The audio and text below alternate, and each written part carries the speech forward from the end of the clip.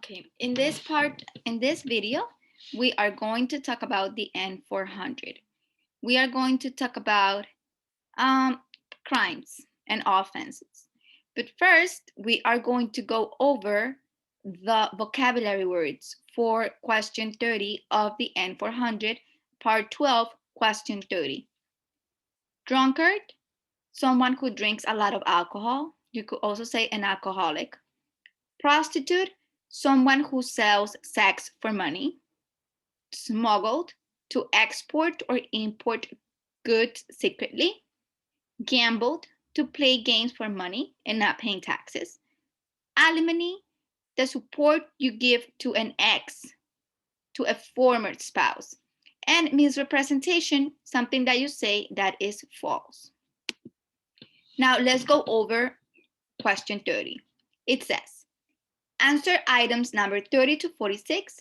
If you answer yes to any of these questions, except item number 37 and 38, include a typed or printed explanation on additional sheets of paper and provide any evidence to support your answers.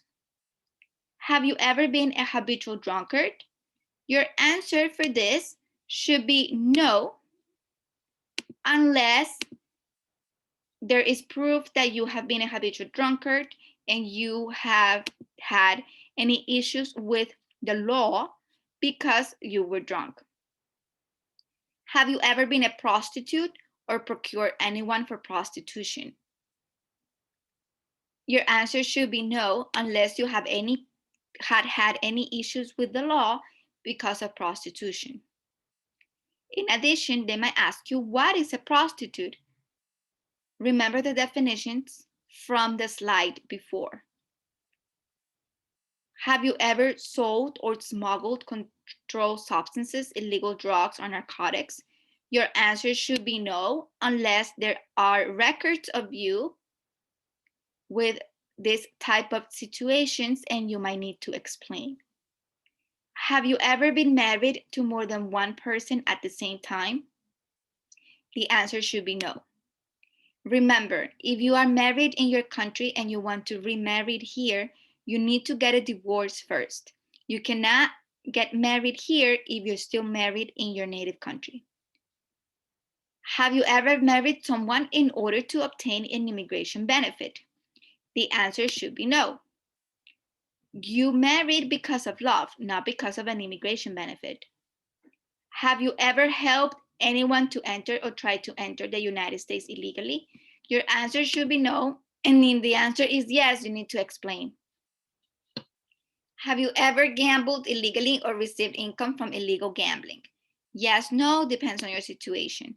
Remember, gambling is not a crime. If you go to a casino, it's okay if you play for money.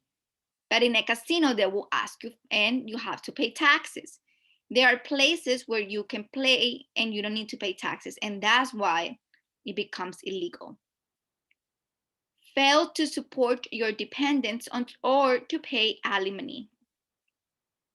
If you have children that live with someone else, that live with your ex-spouse, ex-wife, or ex-husband, make sure that you have proof that you are paying child support.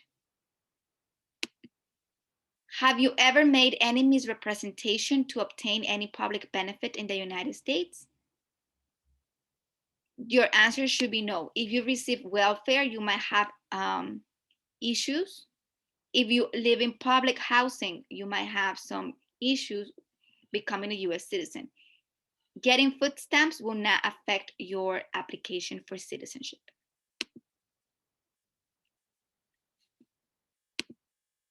Let's go to the other questions. Now we're gonna talk about deportations. Question 31. Have you ever given any US government official any information or documentation that was false, fraudulent, or misleading? Your answer should be no, unless you have, and then you need to explain. Have you ever lied to any US government official to gain entry or admission into the United States or to gain immigration benefits while in the United States? Your answer should be no, unless you have and the government knows and you need to explain. Question 33. Have you ever been removed, excluded, or deported from the United States? Being removed, excluded, or deported means that they took you out of the United States. Removed means you were here and they took you out. Excluded means you used to be here and now they said you cannot come back in. And deported means you were put in prison and then sent back to your country. Question 34. Have you ever been ordered removed, excluded, or deported from the United States? Your answer should be no, unless you have and you need to explain. Question 33 is different than question 34 in that being ordered removed means they gave you a date on which you were supposed to leave the country. Question 35. Have you ever been placed in a removal, exclusion, rescission, or deportation proceedings? Your answer should be no, unless you have, and then you need to explain. If you have been in removal, exclusion, or representation or deportation proceedings, you might have letters or proof, and you need to bring that with you when you are in your interview. Question 36. A removal, exclusion, rescission, or deportation proceedings currently pending against you. So the key word in this question is currently. Currently means right now. If you have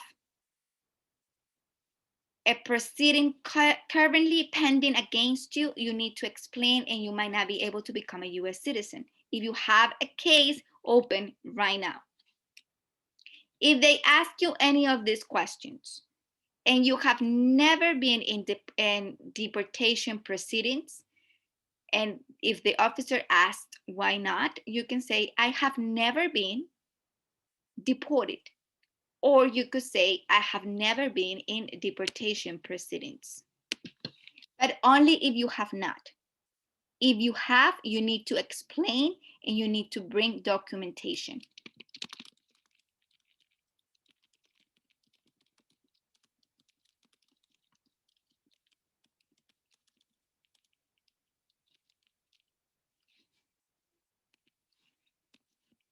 I have never been in deportation proceedings. Okay. Now we are going to study the last section for the N400 of today. That session is the military. They're going to ask you questions if you were part of the military here in the United States. We have already covered questions about being in the military in other countries, but these questions in particular are about being in the US Armed Forces. Question 37 says, have you ever served in the US Armed Forces? The majority of you have not, so I'm going to say no. If you have, you need to explain. Are you currently a member of the US Armed Forces? This means currently if you are right now a member of the US Armed Forces. No, I know the majority, I know all of you are not. None of you are part of the US Armed Forces. In case you are, and you answer yes, then you will have to answer question B and question C. Question B says, if you answer yes, are you scheduled to deploy overseas, including to a vessel, within the next 3 months? That means, are you supposed to go to another country because of your service in the US Army? If your answer is yes to that question, then go to C. If you answer yes, are you currently stationed overseas? That means, is your place where you were assigned as a US armed officer is in another country? Now let's go to question 39. Have you ever been court-martialed, administratively separated, or disciplined, or have you ever received an other than honorable discharge while in the U.S. Armed Forces? This question is asking if you were asked to step out of the U.S. Army because you did something wrong. I'm going to say no, but if that was your case, you need to explain. Question 40. Have you ever been discharged from training or service in the U.S. Armed Forces because you were an alien? The word alien means someone out of this country. So basically the question means, were you asked to stop being in the Army because you were not born in the United States? If you have never been in the Army, none of this applies to you, you say no. But if you have, you need to explain. Have you ever left the United States to avoid being drafted in the U.S. Armed Forces? Drafted means to be forced to go into the Army, mandatory being part of the U.S. Army. And the question is asking if you left the United States, if you decided to go to another country so you wouldn't be drafted. Yes, no, explain the situation. Have you ever applied for any kind of exemption from military service in the U.S. Armed Forces? Yes or no, and you need to explain. Remember, the question is asking if you asked for an exemption. If you asked for an exemption. Have you ever deserted from the U.S. Armed Forces? Have you ever said, no, I'm not going to be part of the U.S. Armed Forces? Yes, no, depends on your situation.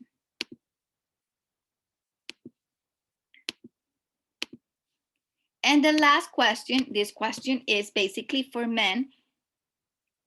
Are you a male who lived in the United States at any time between your 18th and 26th birthday? If you are on that age right now, remember, you need to register with a selective service.